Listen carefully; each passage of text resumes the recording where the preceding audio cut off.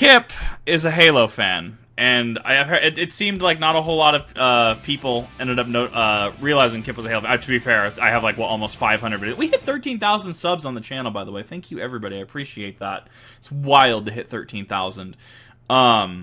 So Installation 00 has built a real MJOLNIR helmet, Project MJOLNIR. I've followed Installation 00 for a while. If I can do one thing as a content creator, it's to funnel more people to Installation 00. He's doing absolutely amazing work, does absolutely amazing Halo lore series, lore bites, etc.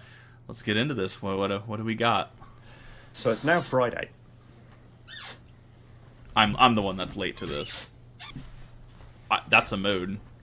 I feel that!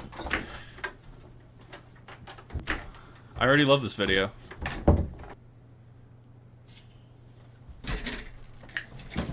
The legend.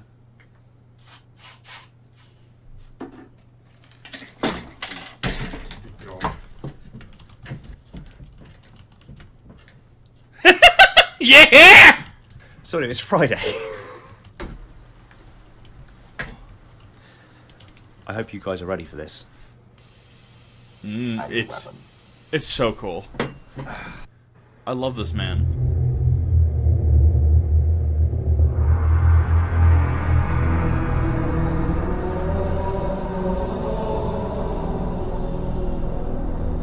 Can we just take a second to realize how freaking cool this is?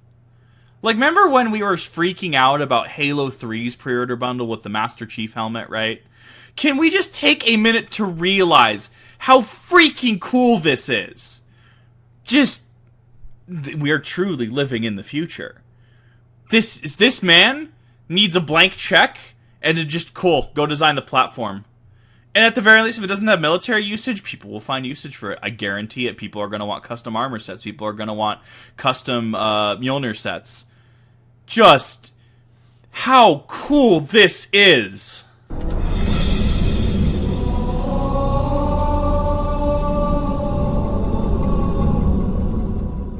Hey everyone, welcome back to Installation 00 and a video I'm immensely proud and as he should be, eager and excited to present to you. You'll have to excuse, I'll try to remove it in post, but you'll have to excuse a little bit of background noise. It's rather hot in my office at the moment, especially with all the lights on and there being something of a mini heat wave here in the UK at the moment. Is that a bulldog in the top left, sitting on the next to the flag? That's a bulldog replica, isn't it?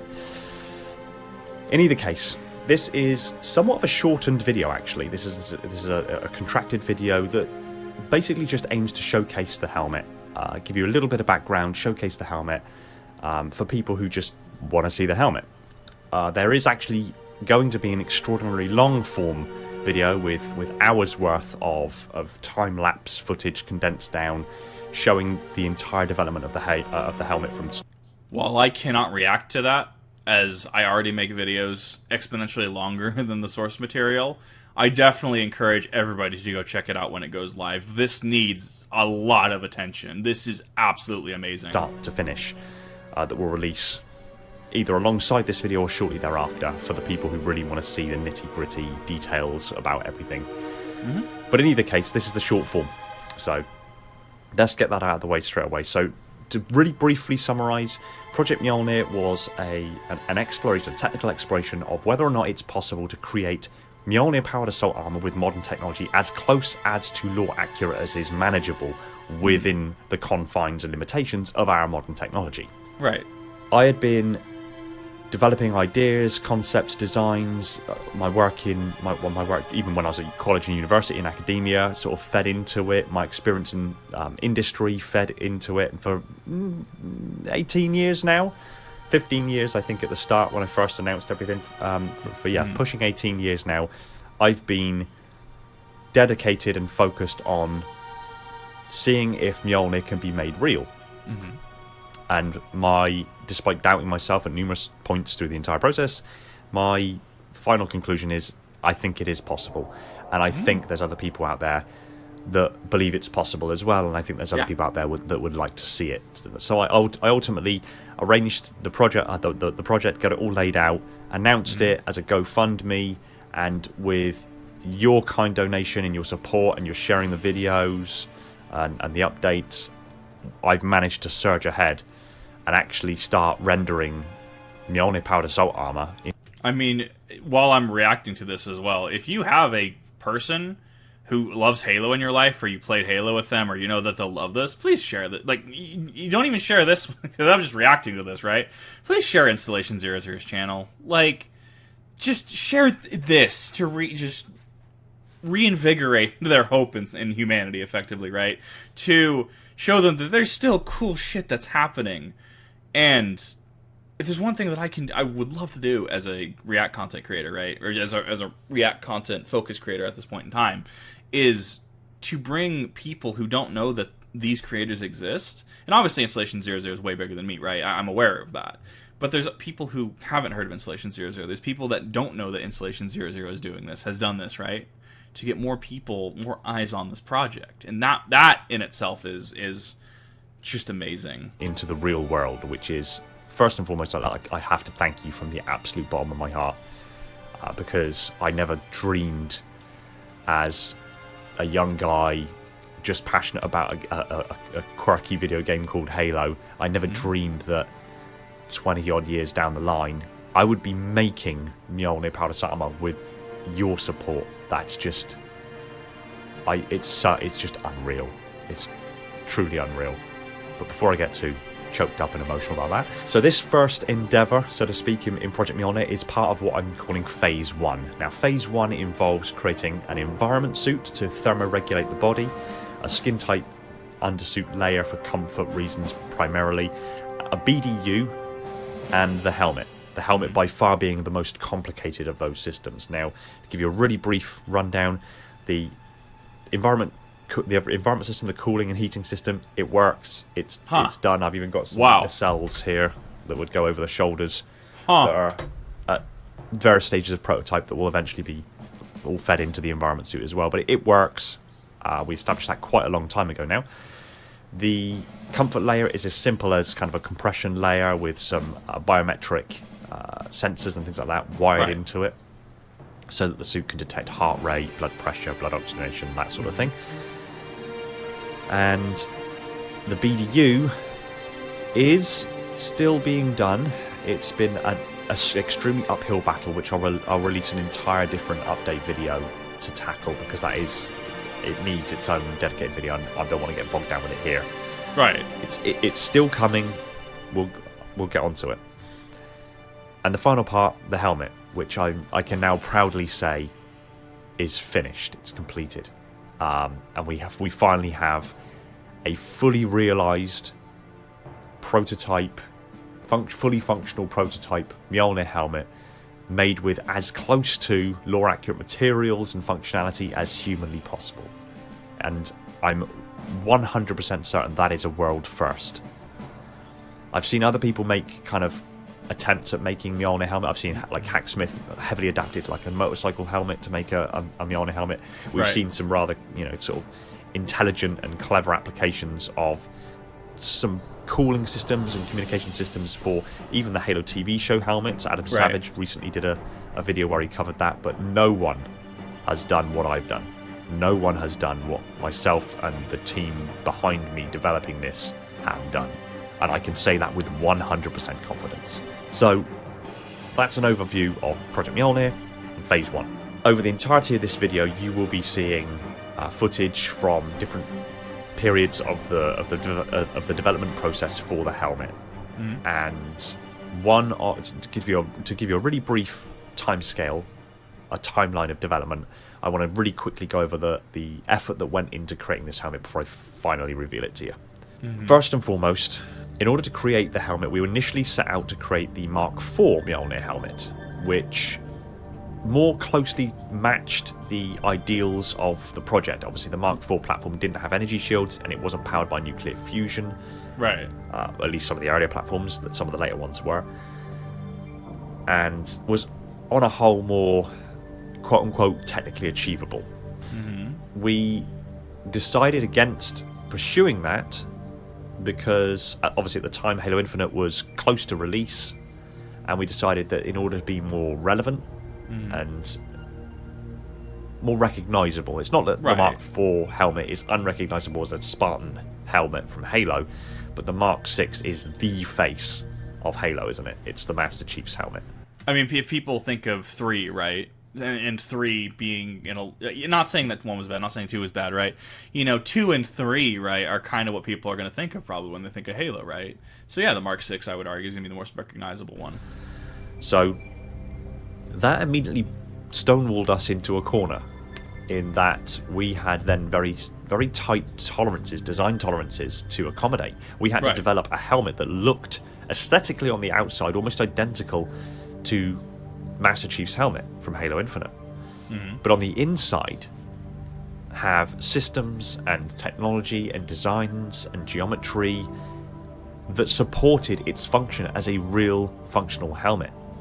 So we had to fit everything that we planned to put into it inside of a predetermined geometry. Now, of course, the in-game assets, none of that's fleshed out. It's just a helmet. It's a geometry of a helmet. There's nothing inside. There's no frames. There's no electronics. There's no nothing. No. In fact, there's not even room for a head inside of the helmet. So we had to design all of that. So we had to develop completely bespoke geometry. We knew from the get-go that we're going to need an internal frame, not just for its structural integrity, for the shell itself to kind of quote-unquote wrap around, but also for all of the electronics and all the other peripheral devices that we were intending on putting into this thing to be mounted within. Right. So we developed a completely unique geometry, went through about a dozen different versions of this geometry in order to really nail down the design aesthetic and the functional aspect of what we were trying to achieve. On top of that, I then decided that we weren't going to be developing our own augmented reality headset. There was a time earlier on in the process, I still have it here, where I bought a laser-based pico projector, and the intention was to project onto the inner surface of the visor with a optical for refractive coating. So the decision was made, although it's slightly more expensive, it's easier from a design standpoint, and obviously it is still within the parameters of the project. It would be easier to buy a HoloLens 2, a mixed reality headset developed by Microsoft for use on the HUD systems for this project. I liked the continuity of the fact that I'm developing MJOLNIR armor, which comes from the video game Halo, which is an Xbox exclusive title, which is owned by Microsoft, and inside there just so happens to be a HoloLens, which is owned by Microsoft, including the fact that the HoloLens was actually showcased in the Become trailer for Halo Infinite. So I liked the continuity that it was that gave us for the project. But it also meant we added another very strict design tolerance that we then had to accommodate, and that's to be able to fit the HoloLens inside of the helmet, as well as my head, and as well as the frame and all the other electronic systems that we intend to put into there. We continued to develop the helmet through at least a dozen different iterations, with different ideas on how we would display and position and move different components around within the helmet. I feel it's easy to understate how hard this is, because think about it this way, like, as a content creator, as someone who's like Halo, or anybody that's like Halo, well, I could just do it, right? Which, spoiler, I can't. I don't have this know-how. I don't have this understanding. I do not have this amount of, just for all intents and purposes, badassery in me. Sure, if you can get the model, you're having to work with a predetermined set of parameters, and if you have to change something, like they went from the projector to the HoloLens halfway, the AR, halfway through, right? Then that therefore mixes everything about, and you have to make small tweaks here and there, and just to have the knowledge and understanding to make this, and to make it without really, either going massively over budget, making something that's going to be just dead on arrival, making something that just isn't going to work. So, for example, right, if I wanted to say I want to make it out of aluminum, right, I'm sure any welders, any machinists that happen to be in chat or the comment section can tell me, well, Kip, if you use aluminum, right, you're looking at, these are going to be the pros, these are going to be the cons of this. I mean, you got to think about this. It's going to be really weird to work with when you're trying to, heat treating it, right? Some of my armor is aluminum, and working with it can be a little bit of a pain when you're trying to forge with it. But I digress, right? There's so much that goes into this, and this is, do not undersell how badass this is. We finally settled somewhat on the design, and we decided to start 3D printing functional components, so to speak, or rapid prototyped components to get a Right. feel for exactly how this is going to work out. Right. I used The essays before the final draft, right? my Anycubic Photon Mono X resin printers. I have 2 of them, and the early shells of the helmet were 3D printed with an Anycubic Mega X filament printer in PLA. It's worth noting that down the line we will probably be releasing all of these files and something of an instruction manual on how to achieve what we've achieved. I'm gonna be honest, if Kip ever gets his hand on a functional 3D printer, especially a metal one, just I'm gonna make so much stupid shit. At least for cosplay purposes. Maybe Yeah. not quite to the same degree of shipping this out and getting it done in metal, because I mean that's overkill if you're just looking for cosplay. This is obviously a Right. technical explosion of real Mjolnir. Yeah. So stay tuned for that.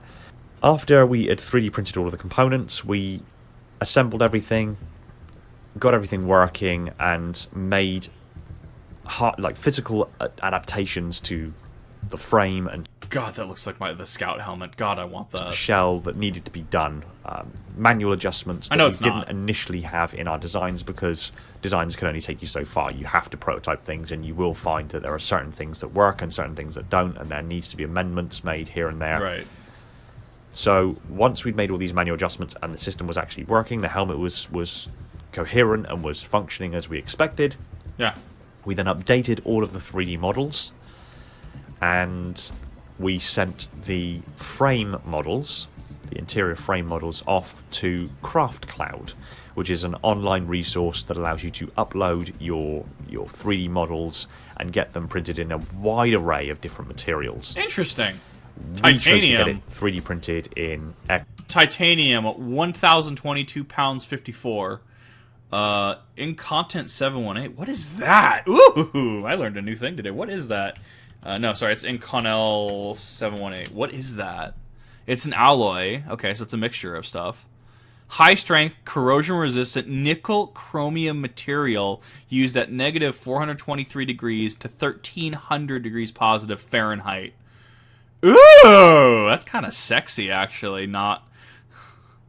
Kip finds the weirdest things just very entertaining. That is quite sexy. Crofts grade aluminium. It was done by one of the affiliate companies of Craft Cloud and then was shipped out to me.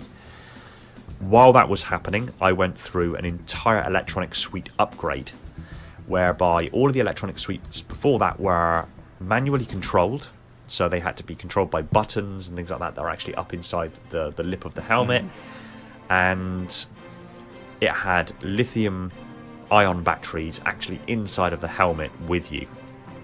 Which No, chat. That was 3,000 British pounds, depending on the exchange rate at the current time.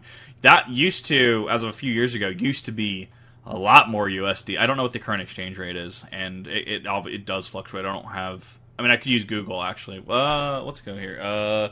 USD to pound. What's the current exchange rate? So that's actually more USD, right? Or that'd be more in USD. Because it is currently 0.79 British pounds sterling is 1 USD, so it would be cheaper in USD. But it depends on the exchange rate, plus I don't have any sort of software to be able to do like wire transfers or anything like that. There could be a further updated metric on the exchange rate. generated a fair amount of heat and was obviously a risk if one of those lithium batteries was to perforate or become damaged. You've got a helmet on your head with a battery within millimeters of your skull. Yes. If that thing suddenly decides to ignite and catch fire, how fast can you get the helmet off? So we decided to make some adjustments there in the electronic suite and make it so that the power pack became external, and we will eventually put it on the backpack, which is where you'd expect the power source to be for Mjolnir. After completely reworking the electronics, I also installed a Wi-Fi relay, which allows me to control all of the major components of the electronic suites within the helmet via the HoloLens. That's hot. And So someone's definitely gonna make the joke, right? Can it play Doom? Like someone's definitely gonna make the meme at some point, right? there's also a manual override, which can be done with just physical buttons that I will be mounting on something approaching a tack pad or something similar to that you saw in Halo Reach, mainly worn by Carter. So certain things can be overridden manually, and there's also some external dials that will actually be mounted on the inside lip of the armor plating themselves, or more accurately on the exoframe, that can then manually override fan control and things like that, just in case you have a failure of both of those systems. So it's redundant systems to make sure that you can still maintain comfort within the helmet. On top of that, we also completely redesigned the way in which we were working the internal communication systems. We have a microphone mounted inside of the helmet so you can speak out loud. Because obviously if you're wearing a helmet that's sealed into an environment suit, it's a muffled voice you can't really hear very well. Right. So we needed a way to broadcast the voice outside of the helmet. Now, an earlier prototype of the helmet involved a mouthpiece very similar to the mouthpiece from the Halo TV show. And into that we put a very small but very powerful speaker driver and allowed to talk out loud. The problem, however, is that because it's a sealed helmet and the speaker, despite being front-facing, was within the helmet with the microphone, we got instant feedback, screeching, high-pitched feedback that needed to be attenuated for. So we tried acoustic dampening, we tried magnetic shielding and isolation, and eventually we had to resort to just turning the volume so far down that it was almost there was almost no point in having the speaker inside of the helmet anymore. Right, so at that point, both assets you're trying to use are canceling each other out. So this is another example of back to the drawing board. Kip or someone else, oh, well, you could just use the speaker and use this microphone. Well, clearly they tested that. Clearly it didn't work. Cool. Go back to the drawing board, right? Do not underestimate how badass this is. Anyway, so we made the choice to move the speaker from inside of the helmet to outside the helmet, which meant we could revert the mouth section of the helmet back to the Mark 6 Gen 3 helmet that we're so instantly recognizable as the Master Chief's helmet. But it means that we're going to have a speaker driver again mounted roughly our clavicle here, but on the exo frame. Right. So we made some final adjustments to the electronic suite, and then I approached a company called PCBWay. And PCBWay are another online company that majoritively do PCB printing. They can do printed circuit boards and things like that, but they also offer 3D printing services, as in models. Okay. And I presented the project to them, basically just saying, is this something that you could do? And PCBWay came back and said, yes, we can do that. And they did it free of charge. So, wow. To give you a little bit of a... Absolute fucking legends, this company. What? They didn't have to do this. They didn't have to do that. That is the mark of a good company. That is the mark of wanting to go above and beyond. And they probably looked at this and went, he's got something here. He's got something epic here. And I'm like, oh my gosh, that is legendary. And you know what? See, here's what this does to me, right? Me, as somebody who would love to have a set of Mjolnir armor, as someone that would love to have a set of rig armor from Dead Space, right? Oh God, don't let me get a hold of it. Because 3D printers are several thousand still, right? I mean, if they were cheaper, I'd definitely do it. I would make so much cool shit. Anyways, I digress though. This is a company that I'm like, if I ever had drafts that led to a revised project, this is one of those people that I would go, this is a company I would go to, not because I'd expect them to do it for free, but because I know that their customer service is going to be stellar. I would go to them going, look, hey, you've worked with Installation 00 before. I'm not expecting this for free. I'm more than willing to pay. This is what I'm looking at doing. Are you guys able to accommodate this? Are you guys able to do this? That is nothing short of legendary. Background on PCBWay. PCBWay offer a full-feature PCB printing service that allows you to upload your custom PCBs, and they will print and send them to you for you to then fabricate your own custom circuits. This is in 9th anniversary promotion. So you know what? You know what this is, right? This also shows brand security. It's not some random shop that's opening up that, oh, well, yeah, we can do this. You just got to submit this, that you may be worried about putting your card information on. You might get a call from your bank like, hey, we're holding this charge, right?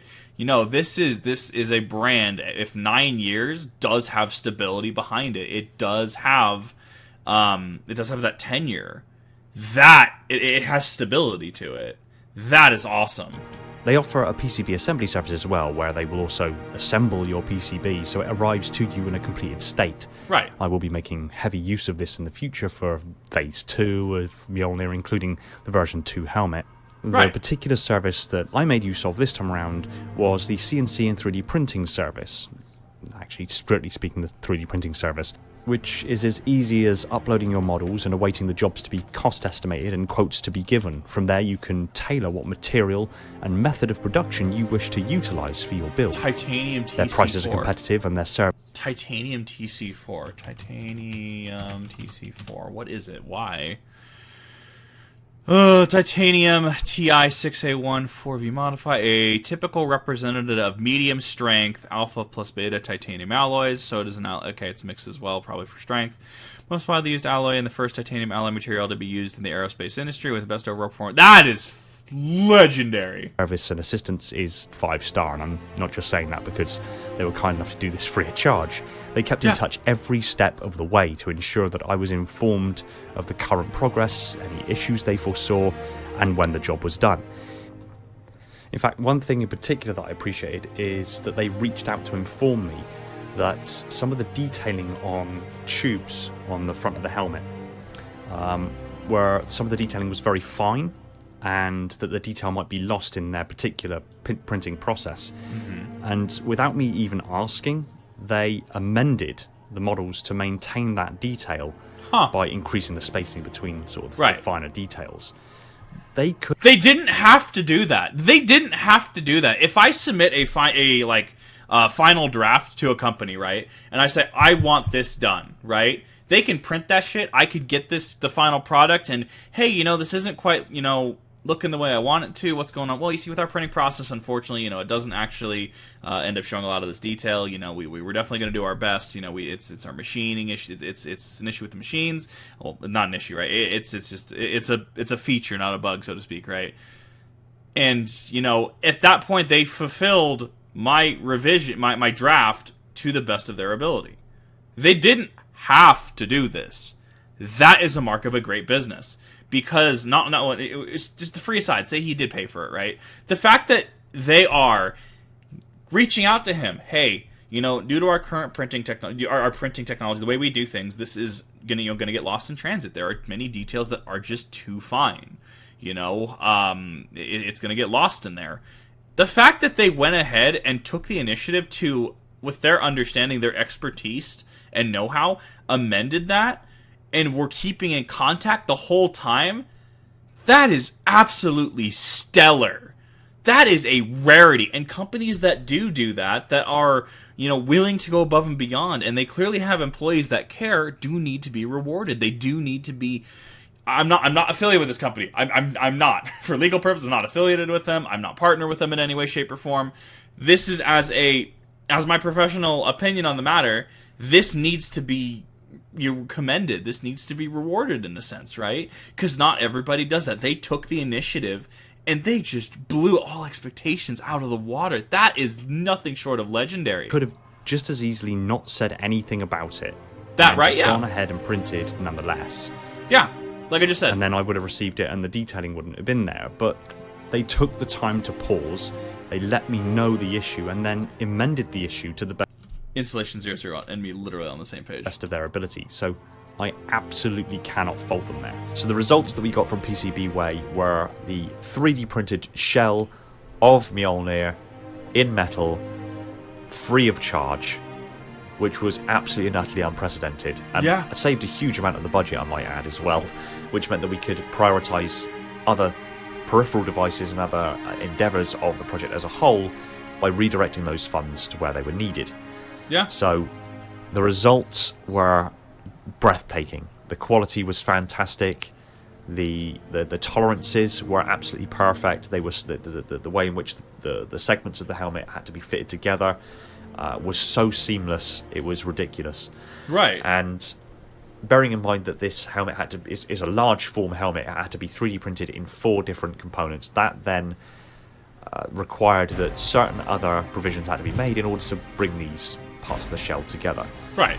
But in either case, the finished article that PCBWay gave us was absolutely phenomenal. So thank you so much to PCBWay for your assistance in getting this fantastic project realised, and the fact that you absorbed the build. Thank you so much. I can't express to you how much that helped the project, and how excited I was when I opened the package. And as far as for me, who has a family member that does machining and stuff, I mean, I'm going to talk to them about PCBWay. Hey, have you heard of this thing? Do you know what their techniques are? You know, hey, if you need something done, guess what? I've heard of this cool company called PCBWay. Yeah, no, they helped on this really cool project. I'm not going to mention that they did it for free, of course, because I feel that's going to detract from how I digress, right? It's a detail that, you know, you don't want to set that expectation up front, right? I mean, that's perfectly reasonable. But like, hey, I heard this company called PCBWay. They do some cool stuff. It sounds like what you're needing, right? You should definitely check them out. And just word of mouth, right? Just increasing the exposure. If they're doing something good, you want to make sure that you're recommending them. You recommend them 5 stars. Again, my full reaction to opening that package is in the long form video that's on the way. So, onwards from that, we then realised that these 4 segments of the shell had to be welded together to make a single coherent shell. It was also around here that we made the decision to weld together the front 2 hemispheres and the back 2 hemispheres of the helmet, but not weld the front and back together. Right. Instead, we were going to mechanically couple them together.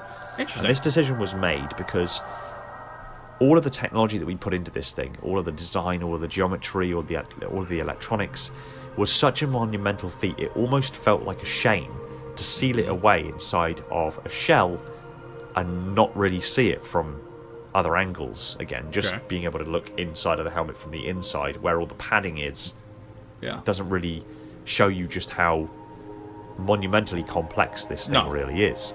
So we made the decision to mechanically couple the front and back together, thereby enabling us to take the shell off and showcase everything going on inside as and when we want to. And I mean, this could be revised in later models. This could be this is proof of concept, finished prototype. This functions and it does everything that it needs to, right? But you could, in later models, theoretically, you could omit this feature. You could just weld them back together. I'm very curious, say, if the lithium battery ends up, going bust, if it, say, swells, if it starts to break, leak, etc. I'm curious how you would get in there. I'm assuming there's a way to get in there, right? Fail-safe, worst-case scenario, right? But, on later versions, you don't necessarily need to have the ability to remove it and show all the inner workings, because at that point the prototype has done its job and all the details are ironed out. The fact that this is still proof of concept is nothing short of legendary. Now, yes, this isn't strictly speaking lore accurate, but we already have plans in the pipework for a version 2 helmet, which takes all of the things that we've learned from doing the version 1 helmet. It improves where we made mistakes, it refines some ideas and brings in some new concepts and new ideas that I think you'll approve of, but that's, again, down the line. The version 2 helmet will come later down the line after we've finished with phase 2, which is the actual exoskeletal frame and the movement system. So once we've done that, the version 2 helmet will be announced alongside it. Can't wait. So the version 1 helmet needed to be welded together and then mechanically coupled front and back. Right. This was done by a company local to me called Elite Fabrication and Welding. And I reached out to the owner of the company, Andy, who was very open and thought he could definitely do what it was that I wanted to be done. There was only a small degree of trepidation because it's a 3D printed component. He was concerned that in trying to weld it together there may be some separation of the layers while it's 3D printed. As it was, none of those problems cropped up. So I took the helmet shell over to Andy, over to Elite Fabrication and Welding, and he took me to a really great welder called Jules, who I had a conversation with in regards to he's a gamer himself. He's a bit older than I am, but he's been a gamer for most of his life, and he recognised the helmet. See, he recognized that helmet's like, oh hell yeah. Oh hell yeah! More or less straight away, and he welded the helmet together perfectly, seamlessly. Yeah. After getting that welded together, it was even being in the building, there was a guy in the unit next door to Jules that instantly recognised the helmet as a MJOLNIR helmet. when the welding was done, I took the helmet up into their office space, and a guy on the computer upstairs instantly recognized it as a Halo helmet, which drove home the reality, I think, that Halo has, at least at one point or another in its history, stretched so far through mass psychology, so to speak. It's been seen by people. I mean, we knew that when Halo 2 and Halo 3 were being released, they were like world-class events, so to speak. Yes. Everyone knew about Halo. What was it? Was it the Halo 2 or the Halo 3 AR event? The dude was in the hurricane, right? That one? Yeah, that legend! One degree or another. There was advertisements all over the world. Yeah. So even people who weren't gamers knew about Halo. And Master Chief's helmet, Master Chief's look has become so recognisable and so iconic that people who aren't gamers, people who are much older than I am, instantly recognise it as being Halo, which is phenomenal. So... And I will interject here. It's why I still do champion Halo. Don't get me wrong. There's a lot of things about Infinite why I don't play it currently. I think the netcode's a little poopy, to say the least. But I mean, I greatly enjoyed the campaign. I still to this day run community events. I'm actually overdue for one, probably Saturday actually, as of this being live. We play Halo H2A, Halo 3. Halo 4, we play multiplayer as a community and try to emulate Xbox Live through Discord. We really do. Because it's hard to understate the impact Halo has had on gaming and even on just modern sci-fi nerd culture, right? You have welders, right? Blue-collar workers, and they're looking at this, and they're like, oh, hell yeah, right? You can have someone that's an absolute nerd. You could have someone that's a dad in his 50s, 60s, coming home after working, whatever blue-collar line of work that he does, right? That comes on home, he turns it on, he gets ready to smash the newbies in Halo for the night, right? The people that remember being part of the Halo 3 and the Halo 2 release parties. You get the people that, are so...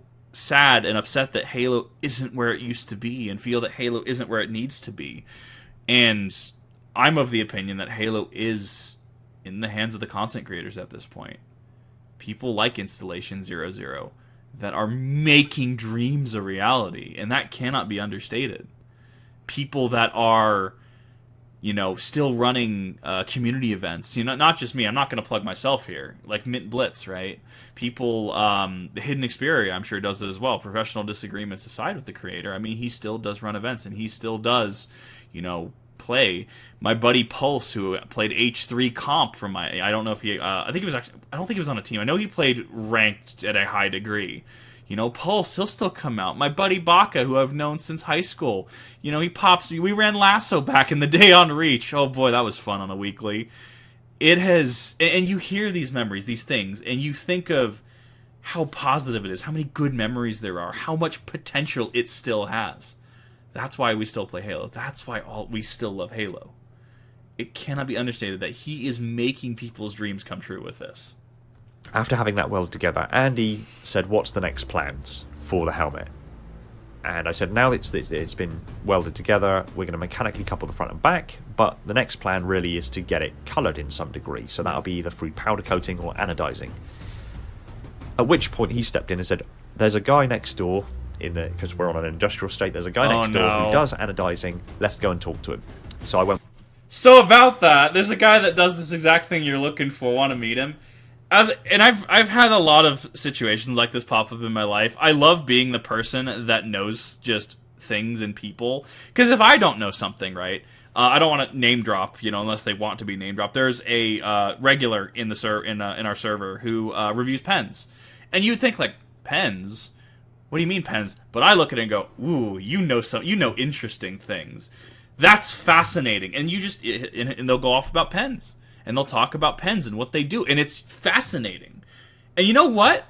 It goes back to Crisis Core Zach Fair, right? There's no story, NGL. There's no story that's not worth hearing, right? Absolutely, there is no story not worth hearing. As well as now, you're the person that I can direct people with questions about really fancy pens to. And as far as someone's like, well, I want to get I'm looking at getting something that's professional. I'm going into a 6-figure job, and I really want to get something that's going to impress the bosses, something that's going to impress the executives. I want to make sure that I have a good handwriting pen. Kip. So I have this guy. You might want to watch their content, and you might want to talk to them, because they might have opinions on this. I know the right person for you. I love being the person that knows people, to direct people to get things done. It is just, I would consider it a niche. But with Andy down to this unit next door, spoke to them, and they do they do aerospace. So the anodizing they do, generally speaking, isn't quote unquote colourful. And in order to anodize the helmet, it would have needed them to buy in the specific solutions and things like that in order to anodize it to the color they're required. Right. And indeed, if they were going to powder coat it, same thing. They need very specific dyes. And there was also a concern, again, because it's 3D printed. Right. The process of 3D printing increases some soiling, so to speak, into the finished product. Due to the way in which that it's manufactured. It's not like CNC where you have a large block of titanium and you machine away all of the God, I remember CNC from shop class in high school. We did it on the blue wax blocks. If you know what I'm talking about. So CNC is, you have at least the ones that I used in high school. They were it was a contained environment, and you were able to program the design into the thing, and then it would move the equipment. I think it was a drill specifically. Someone's gonna have to correct me in the comments, and I definitely need to be corrected, because I want to make sure I'm relaying the correct information. But it would just go down, and it would bore to XYZ depth, and it would make XYZ pattern. CNC is actually really fascinating. I love it. The excess material until you're left with the shell of the helmet. Yep. It's created from a powder under an extremely high-powered laser. Woo! That's cool. And that process can leave some degree of soiling. Yeah. So there were concerns about anodizing, there were concerns about powder coating. In either case, Andy wasn't phased and said, okay, there's another guy just across the road, let's go and talk to him. He might be able to help you out. So these are the kind of people, these are the guys that did Root of Nightmares in Destiny 2 day one. So if you don't know, Root of Nightmares came out in Destiny 2 Lightfall, the new raid, Nezerax raid, my favorite raid, honestly, came out. And you know who took day one? You know who took day one?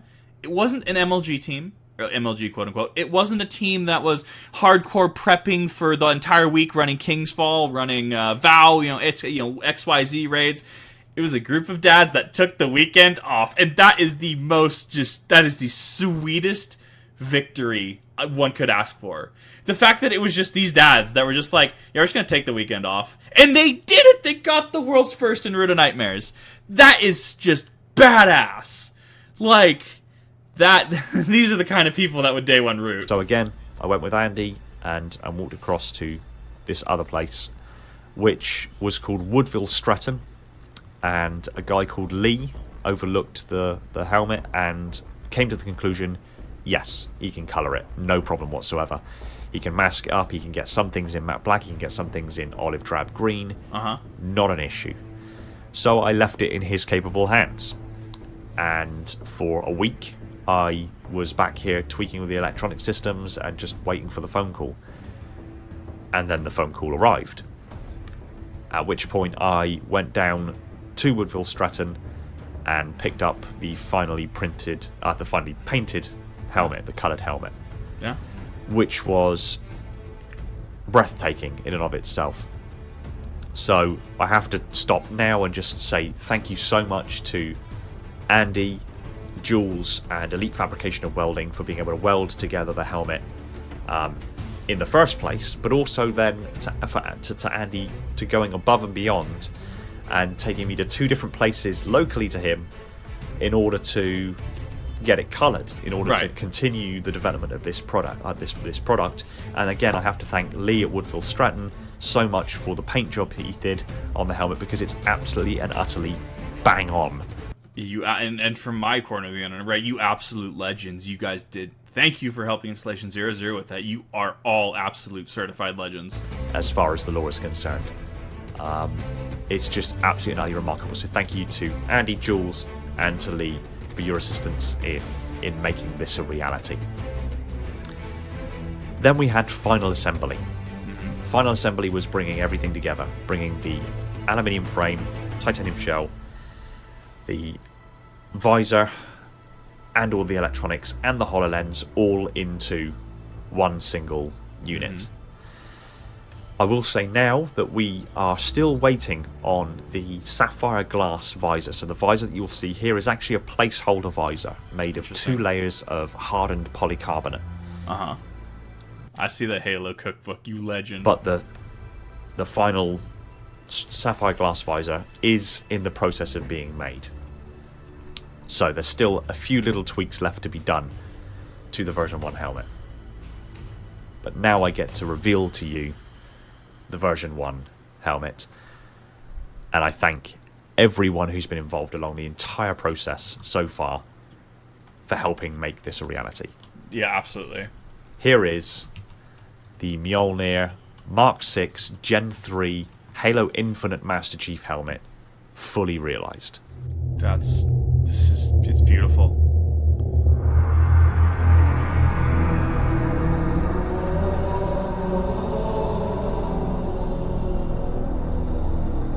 Perfect song. Perfect.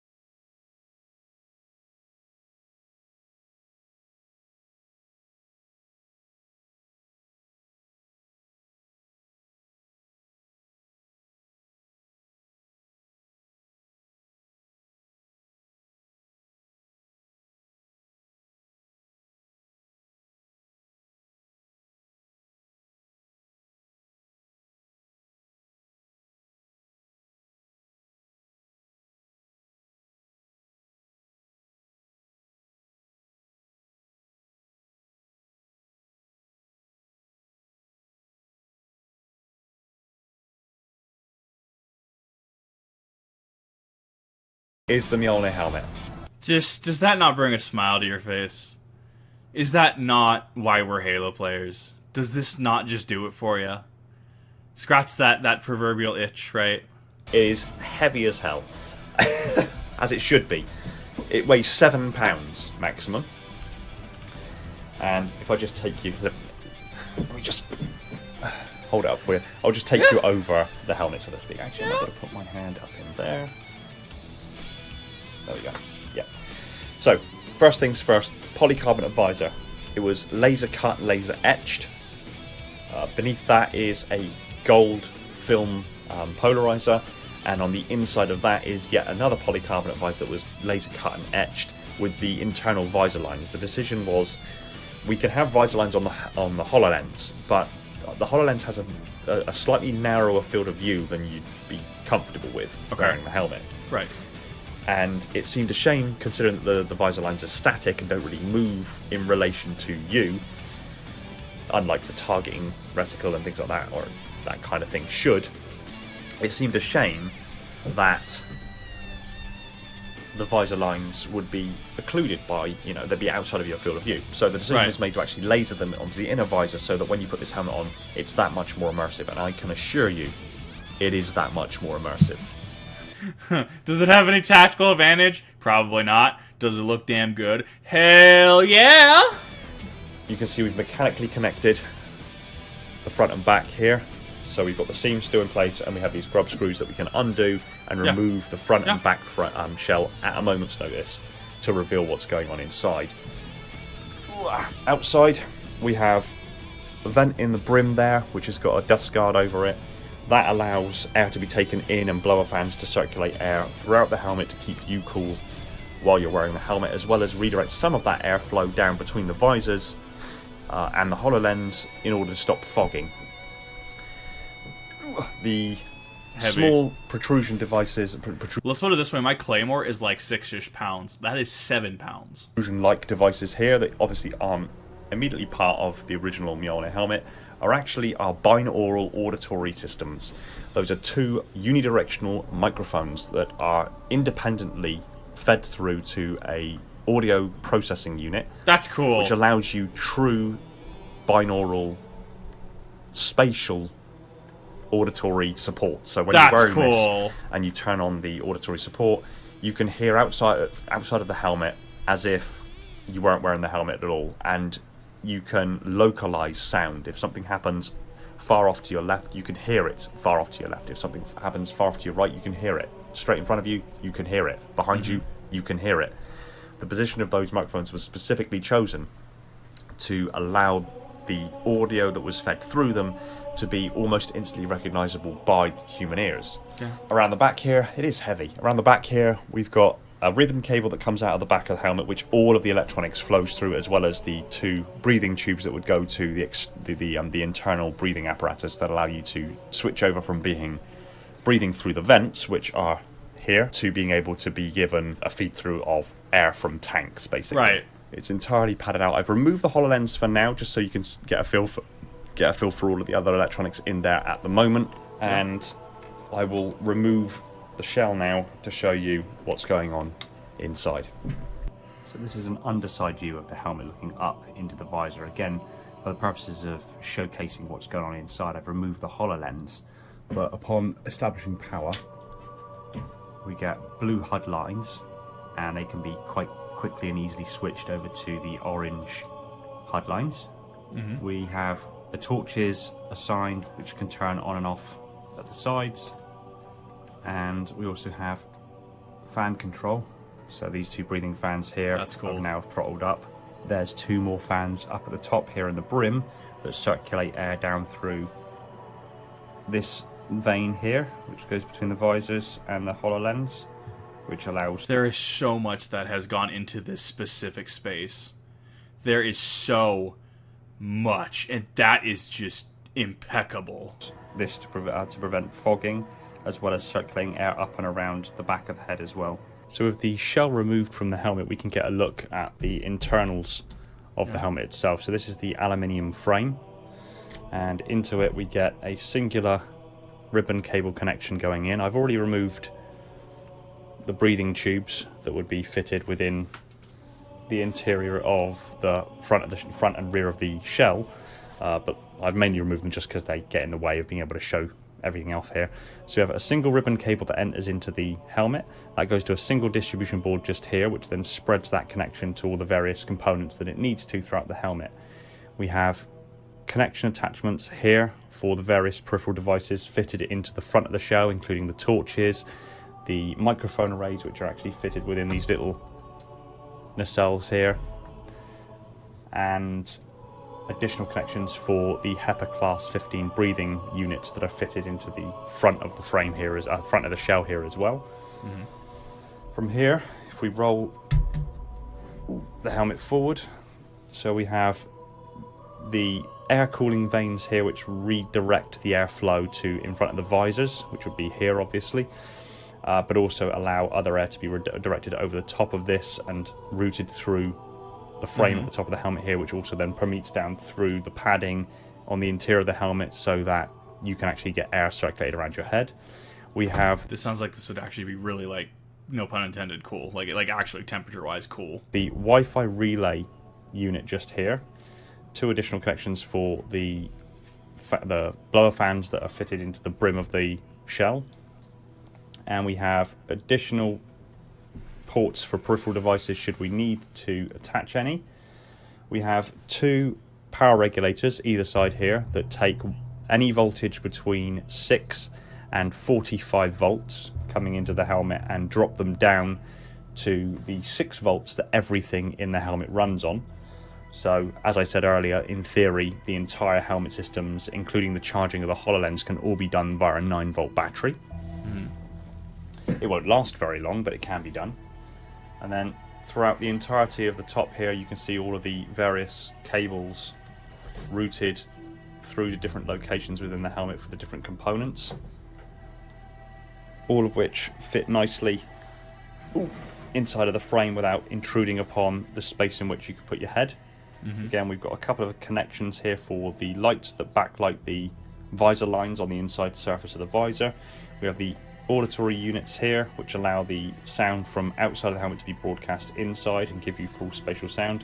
We have the connected charge port for the HoloLens to keep it continuously charged up, as it does carry its own lithium battery, although we are looking at remedying that in the version 2 and removing that entirely. And we have the main primary mounts here for the HoloLens, which fits onto these extrusions here that are mounted onto the HoloLens mounting plate via those truncated holes. So you remove this foam padding here, make sure the HoloLens is compressed down to its smallest setting, or smallest fit rather, and then it just slides in here, and then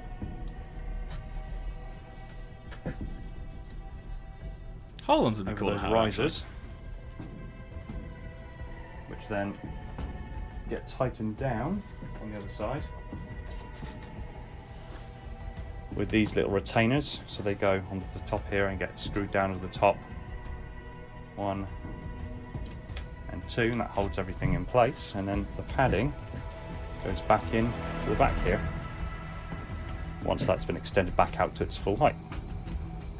So just by pushing this push to talk button, then it gives me the direct feed through to the speaker driver, and I can speak outside of the helmet. So this is actually me speaking through the speaker from inside Yeah. a weapon.